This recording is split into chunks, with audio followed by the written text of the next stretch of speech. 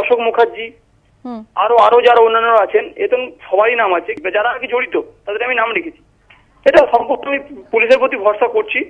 আমি যখন অভিযোগ দায়ের করেছি এবং আমার দৃঢ় বিশ্বাস যে আমার পুলিশ যথেষ্ট আমাকে সহযোগিতা করছে।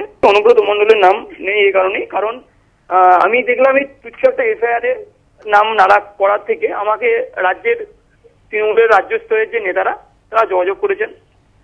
সর্বোপরি মমতা ব্যানার্জি আমার পিতৃতুল্য সিউড়ির বিধায়ক স্বপনকান্তি ঘোষের সঙ্গে যোগাযোগ করে আমায় বলেছেন এর পূর্ণ সহযোগিতা উনি করবেন। তাই আমি দেখলাম যে একটা এফআইআর করার থেকে আমি যদি আইন শৃঙ্খলার প্রধান মমতা ব্যানার্জিকে লিখিত অভিযোগ জানাই সেটা বেশি কার্যকরী হবে। তাই আমি এফআইআর নাম না রেখে আমি সরাসরি মমতা ব্যানার্জিকে অভিযোগ জানাবো। ওরা আমাকে আশ্বস্ত করেছেন, এটাই আমার কাছে প্রচুর। আমি যথেষ্ট মনোবল ফিরে পেয়েছি যে আমার বাবার মৃত্যু হয়তো তুচ্ছ হলে চলে যাবে না, তারা আমার সঙ্গে আছেন। কিছুদিনের মধ্যে আমি অভিযোগটা জানাবো।